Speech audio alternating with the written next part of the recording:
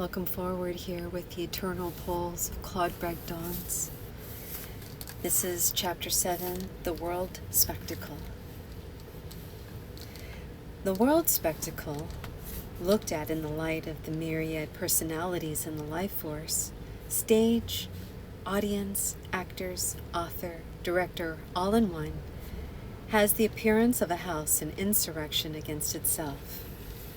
It is as though the supernumeraries and stagehands have bound and gagged the principal author and director in a violent disagreement among themselves, who are engaged in improvising an obscene and pointless travesty upon some cosmic drama, the nature and tenor of which only can be inferred from its distorted and inverted image, as one might try to puzzle out the plot and character of Hamlet from the Grand Street follies burlesque of that masterpiece.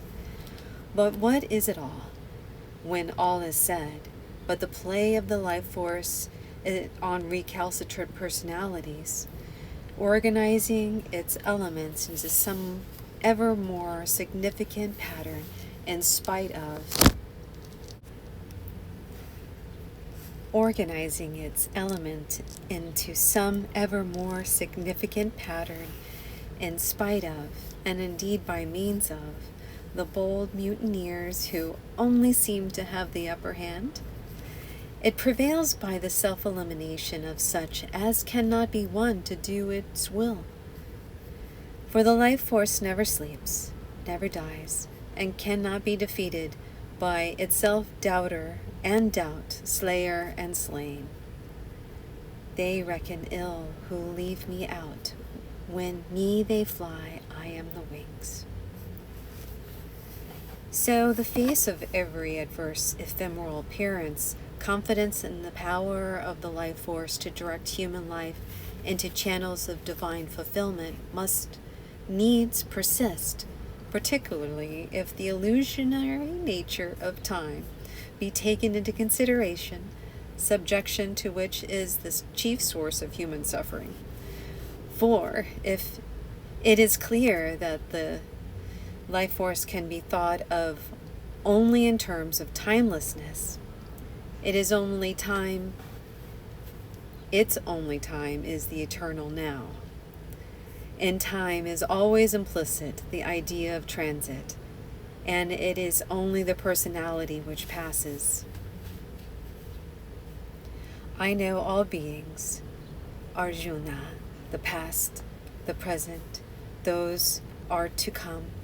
On me all this is woven like a strung of pearls on a thread. In the world pageant, art is a release of the power of the life force through some collective or individual human organ as of its activity, whereby it is able to transcend that dramatization of itself which is sentient nature. Because art is in nature carried to a higher magnitude through the employment of that greater coefficient, which is then sensitized consciousness of the artist.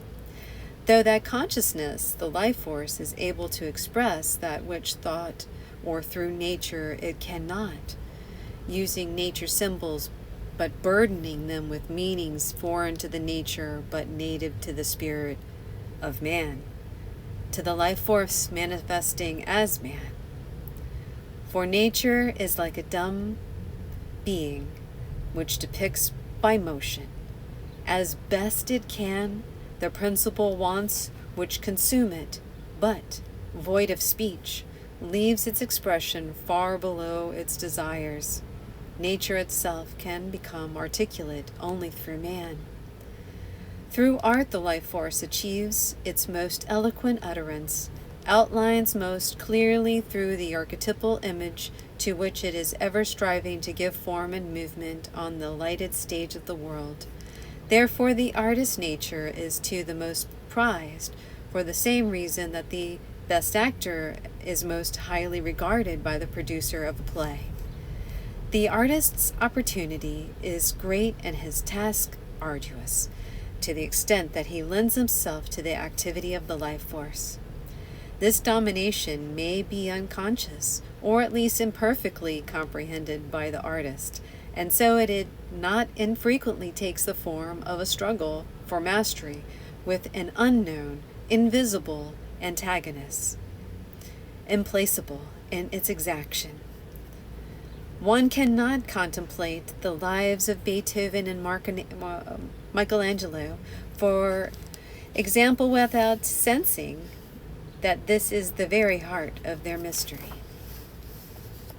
Of that art, which is the projection of this three-dimensional moving picture screen of high-dimensional archetypes, the present time cycle has very little to show. Art is so largely trivial, personal, episodic, because the modern consciousness, mental, skeptical, individual, does not lend itself readily to these higher uses of the life force. In this default it seeks and finds its chief protagonist in the fields of research, science, and invention.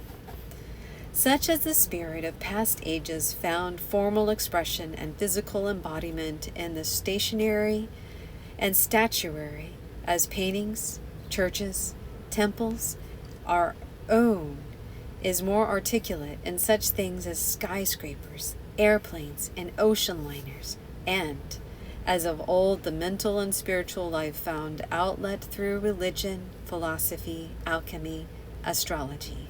It is now finds dramatization in the physical science, mathematics, psychology, astronomy, so that instead of a creed that we have followed before, we have an Einstein theory. Time binding and space binding. The curtain unfurled upon the scene of the world drama now being enacted reveals a situation which, however obscure and ambiguous in some of its aspects, is clear at least in one.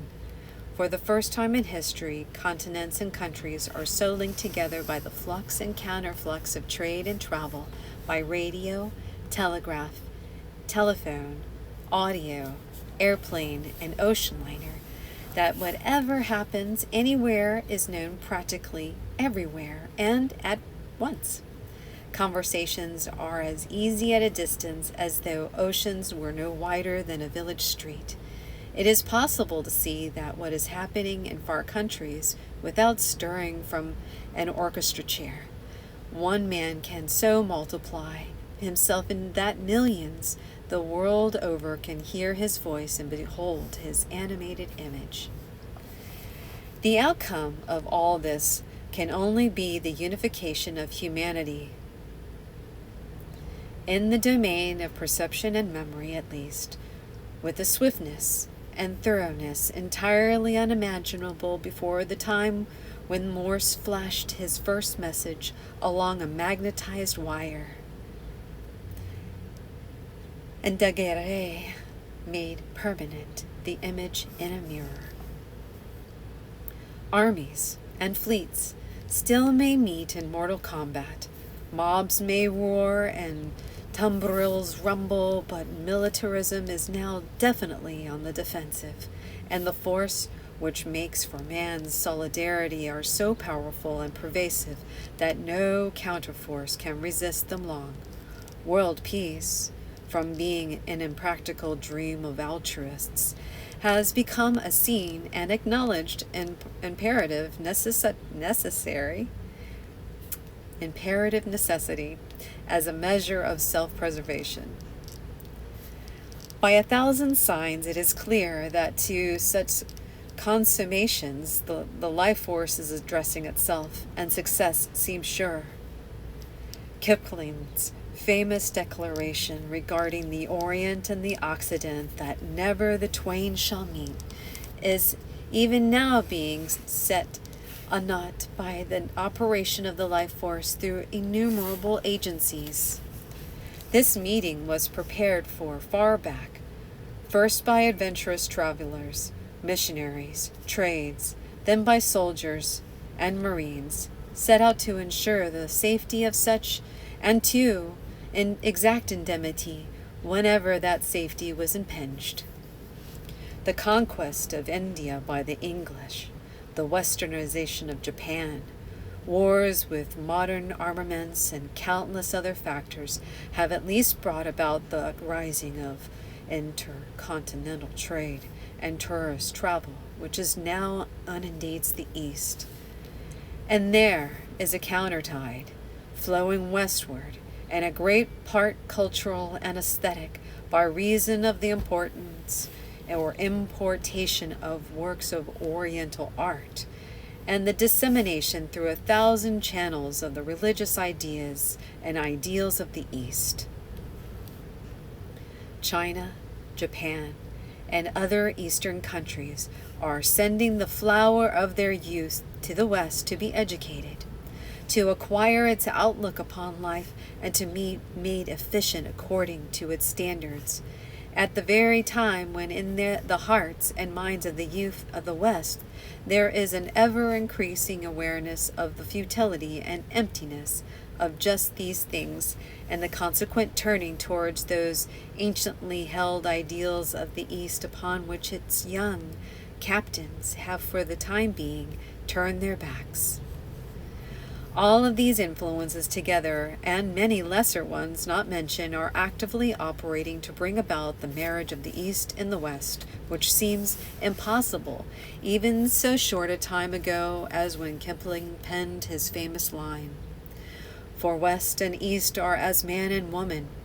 They cannot attain complete fulfillment without, save through union with another. The animating spirit of the West is the predominant, active, aggressive, rationalistic, willful masculine, while that of the East is lethargic, intuitive, emotional, feminine. Given love, each will fecundate the other, with the effect of bringing humanity to a nearness like to its archetype.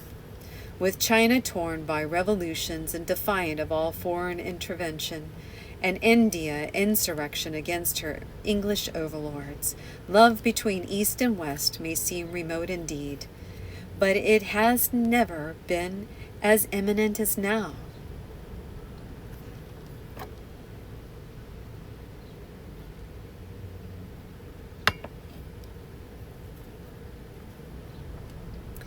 Strife and rebellion are conditions precedent to love and understanding, more favorable far than ignorance and indifference.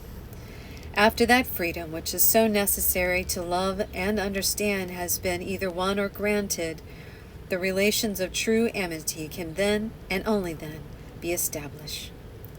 Such is what might be called the esoteric aspect of the East situation as it is today. And it is equally the esoteric aspect of the situation between the sexes. At least in those great centers of civilization, there were the most highly sensitized representatives of any race foregather. Woman is in revolt in order to rid herself of her slave psychology, to win social and economic equality with man, and for the bestowal on him of new benson. Her changing status has important repercussion also on the sexual problem of nature, of which nobody publicly discusses, but everyone knows. These things should be viewed without misgivings as disturbances inevitable to the establishment of a new equilibrium between the sexes. The emancipation of a woman and the awakening of the East are but two aspects of a single activity of the life force. Another important aspect of this activity, directed to the same general end, time-bending and space-binding, is a change in conscience itself. Though the awakening of the new perception, man stands now upon the threshold of a dimensionally higher world. A space of 3 dimensions is no longer adequate for the representation in terms of form of what he knows and experiences. With the advance of science on one hand and the psychic sensitivity on the other, the old Euclidean space-time has been outgrown. Let us consider each of these separately. The law of the propagation of light in space combined with the principles of relativity as regards universal motion, necessarily resulted in space and time being united in a four-dimensional continuum. For it became evident that the conception of simultaneous events corresponding is nothing real. All of our ideas of time must be recast. Furthermore, the conception of space as a gravitational field and of gravitation as not different from electromagnetic energy was a natural development of Einstein's general theory of relativity. This theory, difficult for the layman to grasp and understand, and understood even by a few aspects or experts in such more technical aspects, is nevertheless based upon concepts so simple and at the same time so far-reaching in their implications as to be of general interest. These presented in a popular way through the mediumship of newspapers, magazines, and moving pictures are percolating into a general consciousness and are already becoming part of universal knowledge. Now, ideas are more important than events, and the events are precipitated by them. The idea of the rights of man precipitated the French Revolution. The idea that the earth was a sphere precipitated the voyage of Columbus, and so on. The phantasmal nature of time, implicit in the relativity theory, is an idea too new to have yet influenced life and conduct in any very eventful way, but already without realizing it, man has unconsciously become, and will increasingly become, a time bender. This is being brought to pass by those same agencies by which humanity is being knitted more closely together. The radio, the cinema, and quick communications and transport of every sort. This is so obvious as scarcely to need elucidation, for surely, to the man of the present, able to span the continents in a few hour hand circuits of the clock, time and space must seem far less tyrannical than to the 49er who took months to make it the same journey. And to one who can see events not only as being enacted before him, but slowed, speed or reversed, there must come an actual realization of time's essential unreality, even though he being incapable of understanding the time-space concept of the relatives from which the phantasmal and conditional nature of time is logically deduced. The realization of the simultaneity of time and the multidimensionality of space, of the space-time continuum, is being brought about in another way, and from a direct at right angles to all those previously noted, namely through subjective experiences induced by an augmentation of psychic sensitivity, a first-hand awareness of a higher dimensional world wherein there shall be no longer time.